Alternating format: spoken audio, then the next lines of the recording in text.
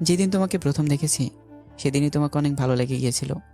আর এই ভালো লাগার মধ্যে দিয়েই যে কখন তোমাকে ভালোবেসে ফেলেছি নিজেও জানি না। কি বললা তুমি? নাবিল, আমি তোমাকে ভালোবাসি।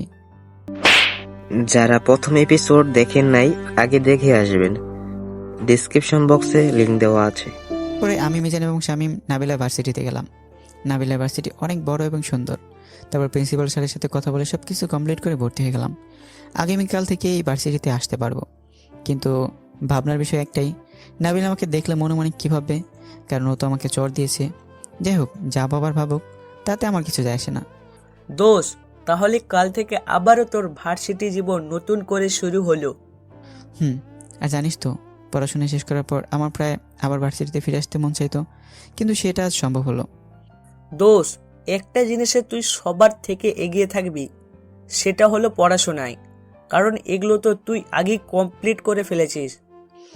আর এটা দেখে নাবিলে কিছুটা ইমপ্রেস হবে। তারপর এমন করে কথা বলতে বলতে বাসায় চলে আসলাম।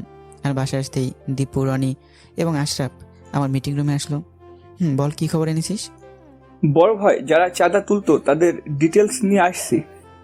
আচ্ছা শোন, ওদের সবাইকে বলে দিবি আজ থেকে যেন ওরা আর কোথাও ছাতা না তোলে। যদি কাউকে দেখতে পায় তাহলে ওদের খবর আছে। জি বড় ভাই। আর শোন, কাল থেকে তোরা হয়তো আমাকে যেখানে সেখানে সাধারণভাবে দেখতে পারিস, কিন্তু বলে আমার কাছে আসবি না এবং আমার পরিচয় কাউকে দিবি না। কিন্তু কেন বড় ভাই, কারণটা জানতে পারি? হ্যাঁ অবশ্যই, আমি তোদের ভাবি পটানোর জন্যই নতুন করে আবার ভার্সিটিতে ভর্তি হয়েছি।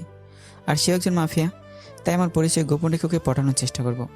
আমার কথা শুনে ওরা মিটিমিটি হাসতে লাগলো, কিন্তু আমাকে বুঝতে দিল না। এই কথা সবাইকে বলে দিবি, কারণ ওদের সামনে যদি কেউ আমার সাথে কথা বলতে আসে তাহলে সব প্ল্যান ভেস্তে যাবে। বড় ভাই, আপনি কোনো চিন্তা করবেন না, আমরা সবাইকে বলে দিবা এবং সর্বসময় আপনার পাশে থাকবো। কিন্তু মিজান তোদের কিছু প্ল্যানের কথা বলবে, তোরা সেই প্ল্যান অনুযায়ী কাজ করবি। ঠিক আছে বড় ভাই। ঠিক আছে, এখন তোরা যা। বলার পরে ওরা সালাম দিয়ে চলে গেল। তারপর এমন করে দিনটা কেটে গেল। সকালে ঘুম থেকে উঠে ফ্রেশ হয়ে রেডি হলাম। তারপর নাস্তা করে ভার্সিটিতে যাওয়ার জন্য রওনা হলাম। আজকে মনে অনেকটা আনন্দ হচ্ছে, কিন্তু নাবিলাকে নিয়েই যত সব ভয়, যদি আবারও চড় দেয়। তারপর ভার্সিটির ভিতরে গিয়ে দেখি, বাহ, অনেক স্মার্ট ছেলে এবং মেয়ে বসে আছে। কিন্তু আমিও কম কিসে, আমিও ঠিক হিরোর মতো ভার্সিটিতে এসেছি, যার জন্য অনেক মেয়ে অবাক দৃষ্টিতে আমার দিকে তাকিয়ে আছে। এখনও ক্লাস শুরু হতে অনেক দেরি আছে, তাই তারা বসে আড্ডা দিচ্ছে, কিন্তু নাবিলাকে দেখতে পারছি না। আর এমনিতে কাউকে চিনি না, তাই চুপচাপ গিয়ে বাইক রাখার এক কোণায় বসে রইলাম। অনেকে আমার দিকে অবাক দৃষ্টিতে তাকিয়ে আছে, হয়তো এর আগে কখনো দেখেনি বলে। কিছুক্ষণ এভাবে বসে থাকতেই হঠাৎ দেখি 5টা বাইক নিয়ে কারা যেন ভার্সিটির ভিতরে ঢুকলো, কিন্তু হেলমেট পরা বলে চিনতে পারছি না। কিন্তু যতদূর বোঝা যাচ্ছে ওরা মেয়ে হবে হয়তো। আর ওদের দেখে অনেক ছেলেপেলে সাইড হয়ে গেল। তখনই বুঝতে পারলাম ওরাই নাবিলা। আমি চুপচাপ ওদের দেখে বসা থেকে দাঁড়িয়ে ওদের দিকে তাকিয়ে আছি। আর ওদের বাইক যেখানে পার্কিং করবে আমি ঠিক ওখানে দাঁড়িয়েছি। কিছুক্ষণ পর ওরা বাইক নিয়ে আমার সামনে আসলো। আর যখনই নাবিলা তার হেলমেট খুললো, ঠিক তখনই আমি হাঁ হয়ে গেলাম, কারণ আজকে তো নাবিলাকে আরও সুন্দর লাগছে। মনটা চাচ্ছে ওর ওই মিষ্টি গালটা ধরে একটা চুমু দিয়ে দিই, কিন্তু এটা করলে হয়তো আমাকে এখানেই শেষ করে দেবে। নাবিলা আমাকে ওর দিকে এভাবে তাকিয়ে থাকতে দেখে অবাক হয়ে গেল, কারণ গতকাল রাতেও আমি এভাবে তাকিয়েছিলাম আর ও আমাকে চড় মেরে দিয়েছিল। আর আমি কিনা ওদের ইউনিভার্সিটিতে পড়াশোনা করি। নাবিলা আমাকে দেখে সঙ্গে সঙ্গে বলল, এই, তুমি এখানে কি করছো? আর তুমি গতকাল রাতে সেই ছেলেটা না? হ্যাঁ। নাবিলা আমাকে ওর দিকে এভাবে তাকিয়ে থাকতে দেখে রেগে গিয়ে বলল, এই, চোখ নিচে নামা। তুই যদি আরেকবার আমার দিকে এভাবে তাকিয়েছিস তাহলে তোকে কিন্তু। কিছুটা রেগেই কথাটা বলেই থেমে গেল। আসলে আপু সরি, আমার চোখের সমস্যা আছে, তাই তো কোনো সুন্দরী মেয়ে দেখলে তাদের দিকে তাকিয়ে থাকি। এখানে কিন্তু আমার কোনো দোষ নেই। নাবিলা আমার কথাটা শুনে রাগে লাল হয়ে আমার দিকে তাকিয়ে রইল, মনে হচ্ছে এখনই একটা থাপ্পড় দিয়ে দেবে। তার সঙ্গে সঙ্গে ভালো করে বললাম, আচ্ছা ঠিক আছে আপু, আমার দেরি হয়ে যাচ্ছে, আমি আসি, বলে পাশ কেটে চলে আসলাম। কিন্তু অবাক করার বিষয়, নাবিল আমার দিকে রাগী দৃষ্টিতে তাকিয়েছিল, কিন্তু কিছুই বলল না। হয়তো ভাগ্য ভালো ছিল বলে বেঁচে গেছি, নাহলে আজকেও থাপ্পড় খেতে হতো। আমি ওখান থেকে সে সোজা প্রিন্সিপাল স্যারের রুমে গিয়ে তার কাছে জিজ্ঞেস করলাম আমার ক্লাসরুমটা কোনটা। তাই সে আমাকে ক্লাসরুমের নম্বর বলে দেওয়ার পর আমি ক্লাসে চলে আসলাম। ক্লাসে ঢোকার পর আগেই সব কিছু মনে পড়তে লাগলো। ঠিক এভাবে একটা সময় ক্লাস করেছি, কিন্তু আমি যখন ছোট ছিলাম তখন আমাদের এলাকার সবচেয়ে সাহসী এবং বদের হাড্ডি ছিলাম। তাই বিনা কারণে ছেলেপেলেদের মারধর করতাম। আর এভাবে আস্তে আস্তে আমি উঠে এসেছি আন্ডারওয়ার্ডের বড় ভাই। ক্লাসে মোটামুটি সবাই আমার আগে এসেছে, এজন্য সামনের বেঞ্চ দখল করে নিয়েছে। তাই কেয়ার করার পেছনে বেঞ্চে গিয়ে বসলাম। কিন্তু অবাক হয়েছে একটা জিনিসে, সবাই আমাকে পেছনে বসতে দেখে অবাক হয়ে তাকিয়ে আছে। আর কেউ কেউ আবার একে অন্যের কানে ফিস ফিস করে কি যেন বলছে আর মিটিমিটি হাসছে। আমি ওদের তোয়াক্কা না করে নিজের মধ্যে চুপচাপ মাথা নিচু করে বসে আছি। আর কিছুক্ষণ পরে ক্লাসে চেয়ার চলে আসলো, তাই সবাই দাঁড়ালাম। কিন্তু আমার মনে হচ্ছে এখনও প্রায় 7 থেকে 8-9 জন আসেনি। আবার মনে হচ্ছে হয়তো কেউ নেই, তাই এই ব্রেঞ্চগুলো ফাঁকাই থাকে। স্যার ক্লাসে আসার সঙ্গে সঙ্গে দেখলাম নাবিলা এবং আরও 6 থেকে 7 জন মেয়ে এসে স্যারের ক্লাসে এসেছে। তা দেখা সত্ত্বেও কোনো পারমিশন না নিয়ে ওরা ওদের মধ্যে ক্লাসে ঢুকলো। আমি নাবিলাকে দেখে অনেকটা অবাক হয়ে গেলাম, কারণ নাবিলাও এই ক্লাসে পড়ে। যাই হোক, এক হিসেবে ভালো হয়েছে। নাবিলা ক্লাসে ঢুকেই সোজা পেছনের বেঞ্চে এসে দেখে আমি বসে আছি, তাই সঙ্গে সঙ্গে বলল, তুই এই ক্লাসে কেন? আমারও তো প্রশ্ন, আপনি এই ক্লাসে কি করেন? আমি এই ক্লাসে কি করি মানে? আমি তো এই ক্লাসেই পড়ি। আমাদের এমন কথা শুনে স্যার বলল, নাবিলা, তোমরা কথা বন্ধ করো এবং সিটে বসো। বলার পরে নাবিলা রাগ দেখে আমার পাশে সিটে বসলো। আর তখনই স্যার বলল, সবাই সাইলেন্ট থাকো, আজ তোদের মাঝে নতুন এক ফ্রেন্ড এসেছে। বলে আমাকে উঠতে বলল। তাই আমি বসা থেকে উঠে দাঁড়ালাম। ওর নাম নীরব, আর তোমরা তো ওকে চেনো না, তাই সবাই 10 মিনিটের ভিতর ওর সাথে পরিচিত হও। আমি 10 মিনিট পর আসছি। বলে স্যার ক্লাস থেকে বের হয়ে গেল। আর তখন আমি বের হয়ে সবার সাথে হাত মিলিয়ে পরিচয় হতে লাগলাম। আর ক্লাসের মেয়েরা খুব আনন্দের সাথে হাত মিলিয়ে নাম বলে পরিচয় হচ্ছে। তারপর নাবিলার সামনে গিয়ে হাতটা বাড়িয়ে বললাম, হ্যাঁ আমি নীরব, আপনি? নাবিলা আমাকে ওর সামনে হাত বাড়াতে দেখে রাগী দৃষ্টিতে আমার দিকে তাকিয়ে বলল, নাবিলা। বলে আমার থেকে মুখ ফিরে নিল। ভাব দেখলে কুকুরও পানিতে নেমে পড়বে। আমি ওর কথাটা শুনে ক্লাসের 2 দিকে তাকিয়ে মুচকি হেসে সিটে হেলান দিয়ে বসলাম। আর মনে মনে ভাবলাম, এত ভাব দেখে লাভ নেই, শেষমেশ আমার প্রেমেই পড়তে হবে তোমার। তারপর ক্লাসে সবার পর চুপচাপ বসে রইলাম, কারণ সবার পরে আমি ক্লাস থেকে বের হব এবং মিজানকে কল দেব, নাটক শুরু করে দিতে বলবো। আমি এখনও চুপচাপ বসে আছি। আর নাবিলা ক্লাস থেকে বের হবার সময় আমার দিকে রাগী দৃষ্টিতে তাকিয়ে বের হয়ে চলে গেল। আর তখনই মিজানকে কল দিয়ে 10 মিনিটের মধ্যে নাটক শুরু করে দিতে বললাম। আর মিজানও ছেলেপেলেদের নিয়ে কল দিয়ে 10 মিনিটের মধ্যে ভার্সিটিতে এসে কাজ শুরু করে দিয়েছে। তাই ওরা ঠিক সময়ের মতোই ভার্সিটিতে এসে পড়েছে। এদিকে আমি ভার্সিটির ক্যান্টিনে বসে কফি খাচ্ছি আর নাবিলার দিকে নজর রাখছি, কারণ নাবিল এবং ওর বান্ধবীরা এক জায়গায় বসে আড্ডা দিচ্ছে। এমন সময় হঠাৎ দেখলাম আমার ছেলে পেলে ওদের সামনে এক জায়গায় এসে বসে আড্ডা দিচ্ছে। তাই সঙ্গে সঙ্গে ওদের মধ্যে থেকে একজনকে কল দিয়ে সব কিছু বুঝে দিয়ে কফিটা হাতে নিয়েই আস্তে আস্তে ওদের সামনের দিকে যেতে লাগলাম। নাবিল এবং ওর বান্ধবীরা অনেক হাসাহাসি করছে আর আড্ডা দিচ্ছে। এমন সময় আমি আমার ছেলেপেলেদের সামনে গিয়ে পা হোঁচট খাওয়ার অভিনয় করে পড়ে গিয়ে সোজা ওদের একজনের গায়ে কফি ঢেলে দিলাম, যার কারণে পুরো ক্যাম্পাসের লোক আমার দিকে তাকিয়ে হাসতে লাগলো। আর ওইদিকে নাবিল এবং ওর বান্ধবীরাও আমার দিকে তাকিয়েই হাসতে লাগলো। আমি একটার গায়ে কফি ফেলতে ছেলেটা লাফ দিয়ে উঠে বলল, এই শালা, চোখে কম দেখিস নাকি? এটা কি করলি? ভাই সরি, আসলে পা হোঁচট খেয়ে পড়ে গেছি, এই তো তার আমার কোনো দোষ নেই।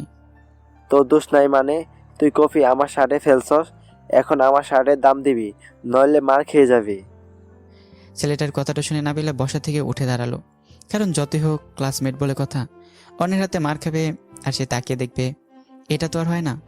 ভাই আমার কাছে টাকা নেই বলে আমি চলে আসবো, তখনই পিছন থেকে ছেলেটা আমার কলা ধরে টান দিতেই আমি ঘুরে ঠাস করে একটা থাপ্পড় দিই রাগি এবং উঁচু কণ্ঠে বললাম, এই বেটা চিনিস আমাকে? আমি কে? চলো সব কটার গলা কেটে নদীতে ভাসিয়ে দেবো। আমি লালটু ভাইয়ের আপন ছোট ভাই, আর যদি লালটু ভাই জানতে পারে তাহলে। কথাটা বলতে না বলতে সব কটা আমার পায়ে ধরে মাপসাতে লাগলো, যা দেখে ভার্সিটির সবাই থ হয়ে গেল। আর নাবিলা অনেকটা অবাক হয়ে আমার দিকে তাকিয়ে আছে। ঠিক আছে ঠিক আছে, শাড়ির গলা ঠিক করতে করতেই বললাম, আজকের মতো তোদের ছেড়ে দিলাম, কিন্তু ভবিষ্যতে যেন এমনটা না হয়। না ভাই, এমনটা হবে না, আমাদের মাফ করে দেন। ঠিক আছে মাফ করে দিলাম, এখন পা ছাড়া আমার যেতে হবে। বলার পরে ওরা পা ছেড়ে দিল আর আমি অমনি বুক ফুলিয়ে নাবিলের দিকে তাকিয়ে চলে আসলাম। নাবিলা তো পুরোই থ হয়ে গেছে। আর ওই লালটুলে ভালো করে চিনে, কারণ লালটু একজন কুখ্যাত সন্ত্রাসী, কিন্তু আমার কাছে কিছুই না। তারপর বাসায় এসে মিজান এবং শামীমকে সব কিছু খুলে বলতেই ওরা হাসতে হাসতে গড়াগড়ি খাচ্ছে। আর এমন সময় ছেলে পেলে এসে বলল, বড় ভাই, আমাদের ক্ষমা করবেন আপনার সাথে এইভাবে কথা বলার জন্য।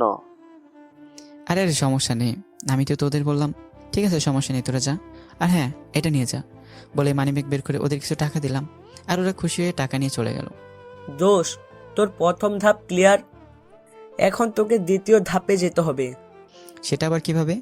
ওটা আমি প্ল্যান করে রেখেছি, কারণ আমাদের ছেলেপেলে সবসময় নাবিলার দিকে নজর রাখছে, ও কোথায় যাচ্ছে না যাচ্ছে সব কিছু। আর ও যখন কোথাও যাবে তখন তুই ওখানে গিয়ে হাঁটার অভিনয় করবি, আর ওর সাথে দেখা করে ওর ছেলেপেলেকেই ওর সামনে ফাপড় দিয়ে ভয় পাইয়ে দিবি। তো সেটা কখন করব? এই তো 2 ঘন্টা পরেই তো বিকেল হয়ে যাবে, আর তখনই ওরা আমাদের খবর দিবে। ঠিক আছে, এখন খেতে হবে, ক্ষুধা লাগছে। তোরা থাক, আমি খেয়ে আসি। বলে ডাইনিং টেবিলে গিয়ে লতা আপুকে মানে বুয়াকে বললাম খাবার দিতে। তারপর লতা আপু খাবার দেওয়ার পর খাওয়া দাওয়া করে রুমে গিয়ে কিছুক্ষণ রেস্ট নিতেই কীভাবে যেন ঘুমিয়ে পড়লাম, আর কিছুই জানি না। তাই হঠাৎ স্বামী মেয়েটাকে ঘুম ভাঙলো। তখন উঠে দেখি পুরোপুরি বিকেল হয়ে গেছে, আর ওইদিকে আমার ছেলে পেলে নাকি কল দিয়ে আমাদেরকে যেতে বলেছে। তাই তাড়াতাড়ি রেডি হয়ে আমরা গাড়ি নিয়ে সেখানে গেলাম। কিছুক্ষণের মধ্যে সেখানে পৌঁছে গেলাম। তাই গাড়ি থেকে নেমে আমি মিজান এবং শামীম হাঁটছি আর হাসাহাসি করে কথা বলছি। এমন সময় হঠাৎ খেয়াল করলাম নাবিল এবং তার বান্ধবীরা রাস্তার একপাশে বাইকে বসে আড্ডা দিচ্ছে। আমি মিজান এবং শামীম হাঁটতে হাঁটতে নাবিলার সামনে গিয়ে যেতে লাগলাম। এমন সময় আমি নাবিলাকে এইমাত্র দেখার অভিনয় করে তার কাছে গিয়ে বললাম, আরে নাবিলা, তুমি এখানে? এই তুমি এখানে মানে কি? তোর সাহস তো কম না, তুই আমাকে তুমি করে বলিস? আরে আরে রেগে যাচ্ছ কেন? আমরা তো একই ক্লাসে পড়াশোনা করি, আর সে অনুযায়ী তো আমরা ফ্রেন্ড। তুই কিন্তু বেশি বাড়াবাড়ি করছিস, ভুলে যাস না আমি কিন্তু। বলেই রাগ থেমে গিয়ে একটু উপরে তাকালো। আচ্ছা আচ্ছা, বুঝতে পেরেছি, আর বলতে হবে না। বলে ওখান থেকে চলে আসবো, তখন এই লালটু ছেলে পেলে গাড়ি নিয়ে এসে আমাদের সামনে আসলো। ওরা গাড়ি থেকে নেমে সোজা আমাদের ঘিরে তুললো, আর ওদের সঙ্গে আমার ছেলে পেলেও আছে। নাবিল ওদের দেখে বাইক থেকে সোজা নেমে আমাদের দিকে তাকিয়ে রইল। আমি ওদের দেখে কিছু বললাম না। শালা আমাদের বোকা বানিয়েছিস। তুই নাকি লালটু ভাইয়ের আপন ছোট ভাই, তাহলে ও কে? বলে একটা ছেলেকে দেখালো, মানে ওই লালটুর আসল ছোট ভাই। হ্যাঁ, তোদের বোকা বানিয়েছি তো কি হয়েছে? শালা তুই আমাদের গলা কাটবি তাই না? আজকে আমরা তোর গলা কাটতে এসেছি। বলে পিছন থেকে ধারালো একটা ছুরি বের করতেই নাবিল আমাদের সামনে এগিয়ে আসার আগেই আমি ওদের ছাড়িয়ে দিয়ে বললাম, এই চুপ, গলা নামিয়ে কথা বল। ছুরির ভয় দেখাচ্ছিস? ছুরির ভয় দেখাচ্ছিস না? নে মার দেখি তোদের কত ক্ষমতা আছে। আমাকে চিনিস আমাকে? আমি হলাম কমিশনারের আপন ভাতিজা, তাই আমার সঙ্গে অরিজিনাল মেশিন আছে। শালা আজকে তোদের খাইছি। বলেই পেছনে মাঝে হাত দিতে সবগুলো একটা আরেকটার দিকে তাকিয়ে ভয়ে ডোক গেলেই দিল দৌড়, আর এক দৌড়ে গাড়ি নিয়ে চলে যেতে লাগলো। আর তখন আমি পিছনের পকেট থেকে মেশিন না বের করে চিরুনি বের করে মাথায় চুল আঁচড়াতে লাগলাম। আমার কাহিনী দেখে নাবিল আবারও থ খেয়ে গেল, আর ওর বুঝতে বাকি রইল না যে আমি এতক্ষণে ফাপড় দিচ্ছিলাম। তাই আমার সামনে এসে বলল, এই তুমি কি পাগল নাকি? না, আমি তো ভালো মানুষ। হ্যাঁ, তা তো দেখতেই পাচ্ছি, কিন্তু ওদের এভাবে ফাপড় দেওয়ার দরকার কি ছিল যদি ওরা ছুরি চালিয়ে দিত? আরে ধুর, ওদের ছুরিতে অত ধার নেই যে আমার গলা কাটতে পারবে, কারণ আমি কমিশনারের আপন ভাতিজা। বলে আমি আর কোনো কথা না বলে চলে আসলাম, আর মিজান এবং শামীম আমার পেছন পেছন চলে আসলো। আর তখনই নাবিলা মনে মনে ভাবছে, বাহ, ফাপড় তো ভালোই দিতে পারিস, কিন্তু কাল তোকে হাড়ে হাড়ে টের পাওয়াবো ফাপড় কি জিনিস। বলে বাইক উঠে সবাইকে নিয়ে চলে গেল। আর এদিকে আমরা বাসায় এসে হাসাহাসি করতে লাগলাম। দোষ দেখিস, এবার নাবিলা তোকে নিয়ে ভাবতে শুরু করবে, এবং এমন করে ভাবতে ভাবতেই কিন্তু প্রেমে পড়ে যাবে। আরে বেটা, প্রেমকে তো সহজে হয় নাকি? যে প্রেম তো সহজে হয়ে যায় সেটা কখনোই বেশি দিন ঠেকে না, আর আমাদের ভালোবাসা তো মৃত্যুর আগ পর্যন্ত থাকবে। আচ্ছা দোষ, তুই কি একটা জিনিস খেয়াল করেছিস? কই না তো, কি জিনিস? যখন ওরা আমাদের চারিদিক থেকে ঘিরে ধরেছিল তখন কিন্তু নাবিলা বাইক থেকে নেমে পড়েছিল, আর যখন ও ছুরি বের করলো তখন কিন্তু নাবিলাও আমাদের দিকে আসছিল, কিন্তু তুই ওদের যেভাবে ঝাড়ি দিয়েছিস সেটার জন্যই নাবিলা থেমে গেছে। দোস্ত, আমি তো খেয়ালই করিনি। আচ্ছা দোস্ত, একটা কাজ করা যায়, আমরা আবার একটা প্ল্যান বানাবো। কি প্ল্যান? এই ধর, এবার ওরা সত্যি সত্যিই আমাকে ভার্সিটি এসে নাবিলার সামনে আমাকে মারার অভিনয় করবে, আর তখন দেখবো নাবিলা সত্যি সত্যি আমাকে বাঁচাতে আসে কিনা। যদি বাঁচাতে আসে তাহলে বুঝবো আমাদের পথ ক্লিয়ার, শুধু সামনে এগিয়ে যেতে হবে। হ্যাঁ দোষ, দারুণ আইডিয়া। তো কালকে প্ল্যানটা শুরু করি। কালকে শুরু করব। তারপর এভাবে কথাবার্তা বলে রাতের খাবার খেয়ে ঘুমিয়ে পড়লাম। সকালে ঘুম থেকে উঠে ফ্রেশ হয়ে নাস্তা করলাম, কিন্তু যখন নাস্তা করছিলাম তখন হঠাৎ দেখলাম নাবিলা সুন্দর একটা নীল শাড়ি পরে আমার সামনে নাস্তা দিচ্ছে, আর আমার দিকে তাকিয়ে মিটি মিটি হাসছে। কিন্তু ঘোর কাটার পর দেখি ওটা নাবিলা ছিল না, লতা আপু ছিল। কিন্তু লতা আপু আমার দিকে তাকিয়ে মিটি মিটি হাসছিল না, ওটা আমার মনের ভুল ছিল। দোষ, তাহলে আয়, আমরা তোকে ভার্সিটির সামনে পৌঁছে দিচ্ছি। বলে বাসা থেকে বের হয়ে গাড়িতে উঠলাম। তারপর মিজান এবং শামীম আমাকে ভার্সিটির একটু দূরে নামিয়ে দিয়ে চলে গেল, আর আমি একটু ভাব নিয়ে একা একাই ভার্সিটির ভিতরে ঢুকলাম।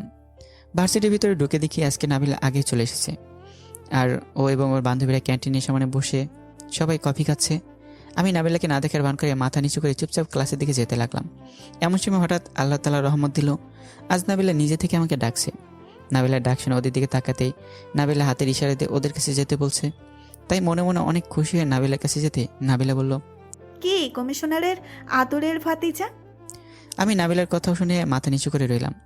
আচ্ছা, তুমি তো কমিশনারের ভাতিজা, তাই না? হ্যাঁ, ভাতিজাই তো। তাহলে নিশ্চয়ই সে তোমার সব কথা শোনে। হ্যাঁ হ্যাঁ, হ্যাঁ, শুনবে না কেন? শুনবে তো।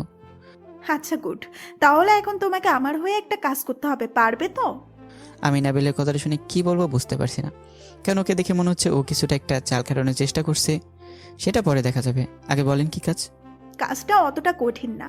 জাস্ট তুমি কমিশনারকে একটা কল দিয়ে বলবা আমার 2টা লোক হাজতে আছে, তাদের ছেড়ে দিতে। আমি নাবিলের কথাটা শুনে সঙ্গে সঙ্গে বললাম, আরে আমি কিভাবে কল দেবো? সে আমার কথা শুনবে নাকি? কেন শুনবে না? তুমি না তার আপন ভাতিজা হও? আরে না, সেটা তো তখন এমনি ওদের হাত থেকে বাঁচার জন্য বলেছিলাম। আমার কথাটা শুনে নাবিলা বলল, ও আচ্ছা, তাহলে তুমি তখন সবাইকে ফাপড় দিয়েছো? হ্যাঁ, তা নয়তো কি, নাহলে তোরা আমাকে ওখানেই ওপরে পাঠিয়ে দিত। এখন যদি ওরা জানতে পারে তুমি কমিশনারের ভাতিজা না, তখন তো ওরা আবার আসবে। আর এবার আসলে তোমার কোনো ফাপড়েই কিন্তু ওরা ভয় পাবে না। আরে সমস্যা নেই, এবার ওদের আরও কড়া ফাপড় দেবো, কারণ আমি ফাপড় দেওয়ার মাস্টার। ঠিক আছে, দাও দেখি এবার তুমি কিভাবে ফাপড় দিয়ে বাঁচতে পারো। কথাটা বলে নাবিলা আমার পেছনে কেমনভাবে যেন তাকালো, মনে হচ্ছে আমার পেছনে কেউ আছে। তাই সঙ্গে সঙ্গে পেছনে ঘুরে দেখি প্রায় 20 থেকে 25 জন ছেলে পেলে আমার কিছুটা দূরে দাঁড়িয়ে আছে। আর ওদের দেখে অনেকটা অবাক হলাম, কারণ ওদের বলেছে ভার্সিটি ক্লাস শেষ হওয়ার পর আসতে, কিন্তু ওরা শুরু হওয়ার আগে চলে এসেছে। আর ওদের ঠিক চিনতেও পারছি না, কিন্তু আবার মনে হচ্ছে মিজানার স্বামী ওদেরকে প্ল্যান করতে পাঠিয়েছে, কারণ ওদের জন্য নাবিলা চিনতে না পারে। নাবিলা ওদের দিকে কেমন যেন সন্দেহের দৃষ্টিতে তাকিয়ে আছে, আর আমি ওদের দিকে তাকিয়ে মনে মনে হাসছি, কারণ ওরা তো আমারই লোক। ছেলেগুলো আমাকে দেখে এদের মধ্যে থেকে একজন কালো এবং চুলগুলো বড় বড় একটি ছেলে বলল, ভাই আপনি কি কমিশনারের ভাতিজা? আমি ওদের কথাটা শুনেই বুকটা ফুলে নাবিলার দিকে তাকিয়ে আবার ওদের দিকে ঘুরে একটা উচ্চস্বরে বললাম, হ্যাঁ, আমি কমিশনারের ভাতিজা। তোমরা কারা? ভাই আপনি আমাদের চিনবেন না, আমরা এখানে এসেছি ছোট একটা কাজ করতে। নাবিলা ওদের কথাটা শুনে বাইক থেকে নেমে অবাক হয়ে ওদের দিকে তাকিয়ে আছে। ও আচ্ছা, ঠিক আছে ভাই, করেন বলে আমি চলে আসবো। তখনই ছেলেটি আমার হাত ধরে বলল, আরে ভাই আপনি কোথায় যাচ্ছেন? কাজটা তো আপনাকে দিয়েই। ওদের এমন আচরণ দেখে মনে মনে খুশি হচ্ছি, কারণ ওরা একদম রিয়েলভাবে অভিনয় করে যাচ্ছে। আমাকে নিয়ে আবার কী কাজ? আপনার কোনো কাজ নেই, কাজ আমরা সবাই একসাথে করব। আমি ওদের কথা শুনে পেছনে ঘুরে তাকাতে দেখি নাবিলা নেই, কিন্তু হঠাৎ কোথায় গেল? আর ও ছাড়া তো এই অভিনয়টার কোনো মানেই হয় না। তাই ওদের আস্তে আস্তে বললাম, আরে বেটা অভিনয় বন্ধ কর, নাবিলা চলে গেছে। ছেলেটি আমার কথাটা শুনে অট্ট হাসিতে হাসতে লাগলো, যা দেখে আমার কেমন যেন মনের মধ্যে একটা খটকা লাগলো, কেন ওরা আমার সামনে তো কখনো এমন করে হাসে না। আরে ভাই এখানে নাবিলার কি দরকার? আজ তো তোর সাথে আমরা রিয়েল অভিনয় করব। বলে ছেলেটি আমার কলা ধরে এক টান দিয়ে আরও ছেলেপেদের সামনে ফেলে দিতেই সবাই মিলে আমাকে ওরা ধরা লাথি আর ঘষি দিতে লাগলো। আর ওদের এমন আচরণ দেখে বুঝে গেলাম ওরা আমার লোক না, কিন্তু ওরা আমাকে কিছু বলার সুযোগ না দিয়ে সবাই মিলে আমাকে ওরা ধরা লাথি আর ঘষি মারছে, যা আমার শরীর সইতে পারছে না। তাই আমি আমার সর্বোচ্চ শক্তি দিয়ে ওদের ঘষি এবং লাথি মারতে লাগলাম, কিন্তু ওরা প্রায় 20 থেকে 25 জন, আর আমি একাই কিভাবে পারবো? ওরা আমাকে মারতে মারতে মুখ এবং নাক দিয়ে রক্ত বের করে ফেললো। আর তখনই কে যেন হঠাৎ সামনে এসে আমার পেটে ছুরি ঢুকিয়ে দিল। আর সঙ্গে সঙ্গে আমি ছেলেটাকে দেখে ছেলেটার দিকে চোখগুলো বড় বড় করে তাকিয়েই এক আঙ্গুল নাড়াতে নাড়াতে কেমন যেন সব কিছু ঝাপসা হয়ে আসলো। তাই সঙ্গে সঙ্গে আমি মাটিতে পড়ে বড় একটা নিঃশ্বাস ছাড়লাম, যার কারণে আমার নাকের আশেপাশে ধুলো বাতাস উড়ে গেল। আর তখনই আস্তে আস্তে চোখটা বন্ধ হয়ে আসলো, আর তখনই ছেলেগুলো হাসতে হাসতে চলে গেল। তার কিছুক্ষণ পরে পুরো ক্যাম্পাসের ছেলে মেয়ে গোল হয়ে আমাকে দেখতে লাগলো, কিন্তু কেউ আমাকে ধরছে না। হঠাৎ এমন সময় নাবিলা এবং ওর বান্ধবীরা দৌড়ে এসে সবাইকে ঠেলে ভিতরে ঢুকিয়ে দেখে আমার এই অবস্থা। তাই সঙ্গে সঙ্গে নাবিলা মুখে হাত দিয়ে বলল, ও মাই গড, এই ওকে তাড়াতাড়ি ধর, ওকে হসপিটালে নিয়ে যেতে হবে। বলে নাবিলা দৌড়ে বসে পড়ে আমার হাতের ডানা ধরে আমাকে টেনে উঠাতে লাগলো, এবং নাবিলার পাশাপাশি ওর বান্ধবীরা আমাকে ধরে উঠালো। তারপর নাবিলা আমার এক হাত ওর কাঁধে তুলে নিয়ে ওর এক হাত দিয়ে আমাকে জড়িয়ে ধরে একটা গাড়ির কাছে নিয়ে গিয়ে গাড়িতে তুলে সোজা হসপিটালে নিয়ে আসলো। আর হসপিটালে এনে নাবিলা কী করবে বুঝতে পারছে না, কারণ আমার অবস্থা অনেক খারাপ আর শরীর থেকে অনেক রক্ত বের হয়েছে, যার কারণে আমার রক্তে নাবিলার টি শার্ট থেকে শুরু করে প্যান্ট অনেকখানি রক্তে ভিজে গেছে। হসপিটালের ডক্টর আমার এই অবস্থা দেখে সোজা আমাকে ইমার্জেন্সিতে নিয়ে গেল।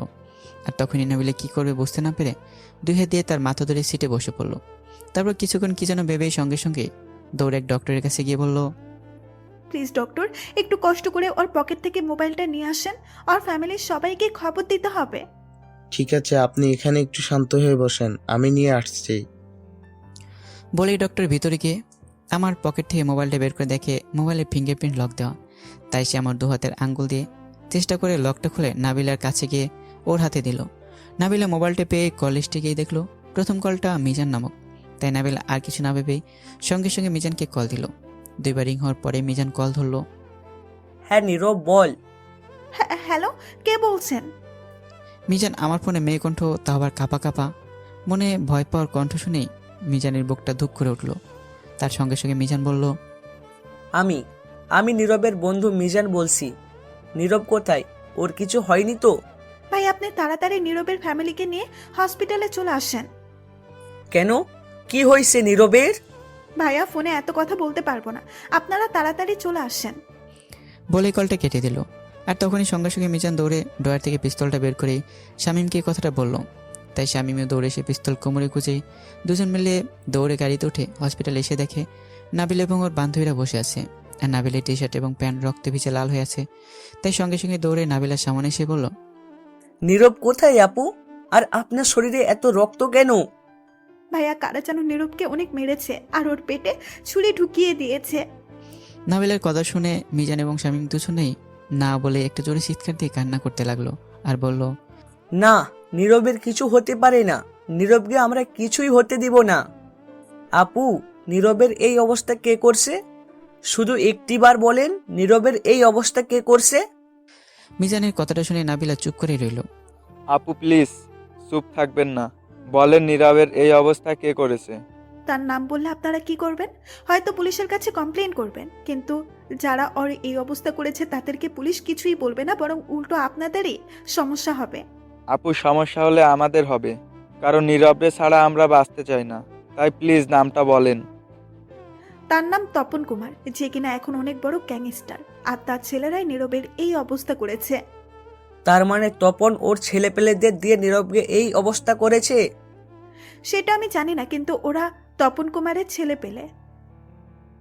আপু প্লিজ আপনি একটু নীরবের কাছে থাকেন, আমরা একটু পরেই আসতেছি। বলে মিজান আর শামীম দৌড়ে চলে যেতে লাগলো। তা দেখে নাবিলা অনেকবার ডেকেছে, কারণ তখন অনেক ভয়ঙ্কর ছিল। কিন্তু মিজান আর শামীম নাবিলার কোনো কথা কানে না তুলেই দৌড়ে চলে গেল। কারণ অনেকেই তপন কুমার এবং যারা আমাকে মেরেছে তাদের শেষ দিন। তা দেখে নাবিলা অনেকবার ডেকেছে, কারণ তপন কুমার অনেক ভয়ঙ্কর। কিন্তু মিজান আর শামীম নাবিলার কোনো কথা না শুনেই দৌড়ে চলে গেল, কারণ আজকে তপন কুমার এবং যারা আমাকে মেরেছে তাদের শেষ দিন। আর এদিকে নাবিলা কি করবে কিছুই বুঝতে পারছে না। নাবিলার মনটা অনেক খারাপ। আর এদিকে মিজান এবং শামীম দৌড়ে ক্লাবে গিয়ে সবাইকে কল দিয়ে একসাথে করলো। তারপর প্রায় 20টার মতো গাড়ি ভর্তি ছেলেপেলে নিয়ে তপনের বাসায় যেতেই তপনের ছেলেপেলে আমাদের এত ছেলেপেলে দেখে গুলি করতে লাগলো। কিন্তু ওরা তো জানে না ওরা কাকে গুলি করছে।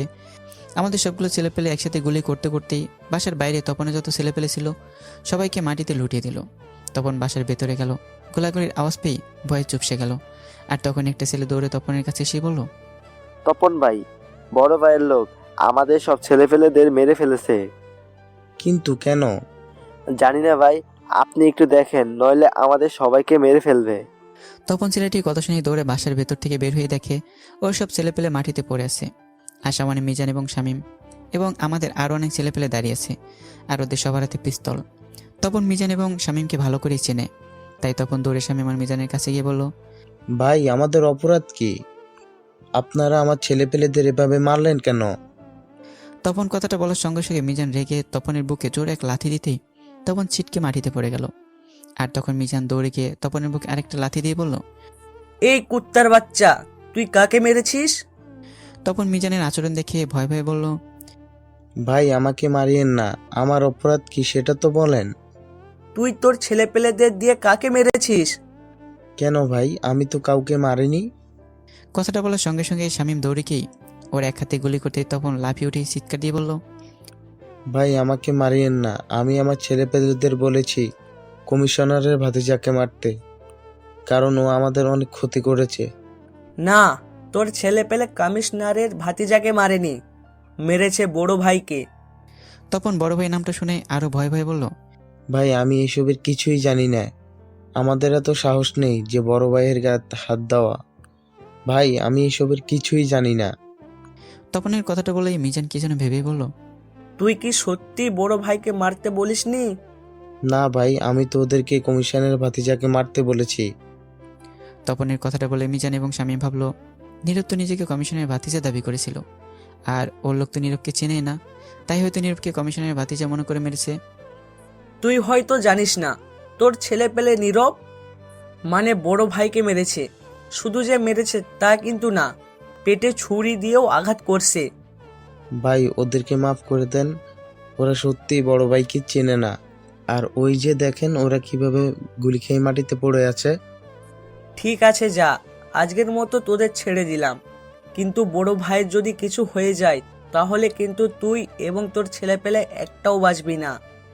তখন মিজানের কথা শুনে ওর হাতটা ধরে যেখানে শামীম গুলি করেছে সেখানে ভয় পেয়ে ঢোক গেলছে এবং ওর হাতে অনেক রক্ত পড়ছে।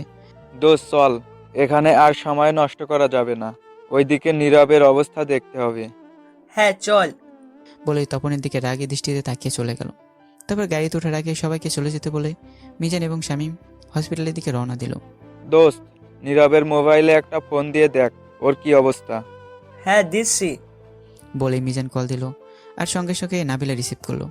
হ্যালো আপু, নীরবের কি অবস্থা? হ্যাঁ, ডক্টর বলেছে নীরব নাকি এখন ভালো আছে, কিন্তু 2 দিন পরেই ওকে হসপিটাল থেকে ছেড়ে দিবে। ঠিক আছে আপু, আপনাকে অনেক অনেক ধন্যবাদ। আপনারা এখন কোথায়? এই তো আপু, হসপিটালে আসতেছি। তা না হয় বুঝলাম, কিন্তু নীরবের তপন কুমারের লোক মেরেছে তা শুনে এভাবে দৌড়ে কোথায় গিয়েছিলেন?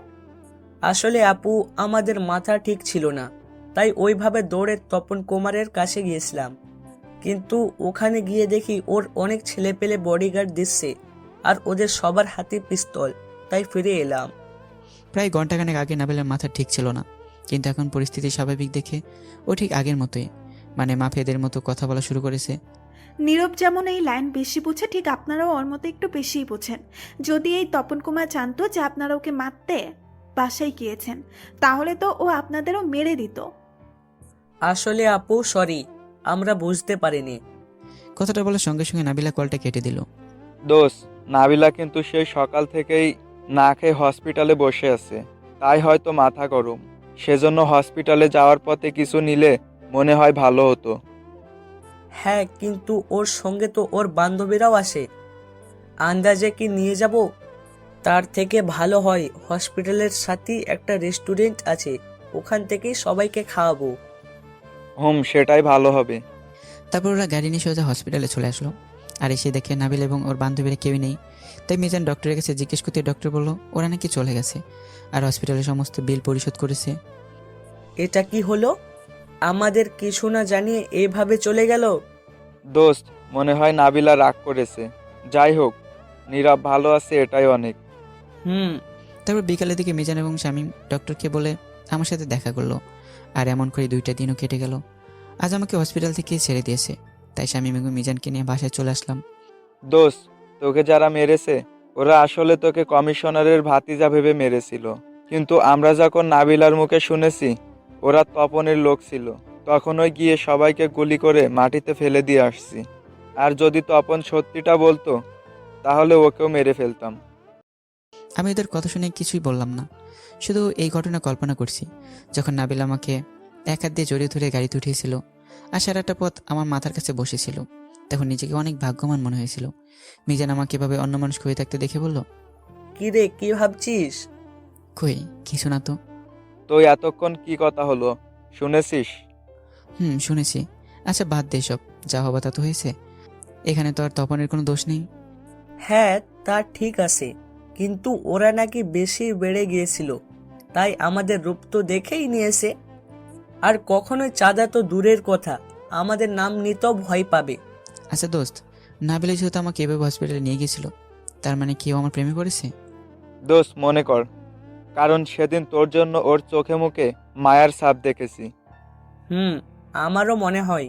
তো এখন কি করবি? কি করবো মানে? আজকে বিকেলে ওকে প্রপোজ করব। মানে তুই ওকে আজকেই প্রপোজ করবি? কোনো সন্দেহ হচ্ছে? সন্দেহ হবে কেন, আমারও তো অন্য কিছু মনে হচ্ছে। অন্য কিছু মানে কি মনে হচ্ছে? আমার মনে হচ্ছে ও রাজি হবে না। মানে কি? এখনই তো বললি ও নাকি আমার প্রেমে পড়েছে। বলছি, কিন্তু আমার মন বলছে তুই যদি ওকে প্রপোজ করিস তাহলে ও তোকে অনেক অপমান করে ফিরিয়ে দিবে। আরে ধুর, এগুলোতে আমি পিছপা হব না। কপালে যা আছে তাই হবে। আমি আজকে বিকেলে ওকে প্রপোজ করব। আমাদের গল্প কেমন হয়েছে কমেন্ট বক্সে বলে যাবেন এবং 3 নাম্বার পর্বের জন্য your my story channel subscribe দিয়ে আমাদের সাথে থাকবেন। আল্লাহ হাফেজ।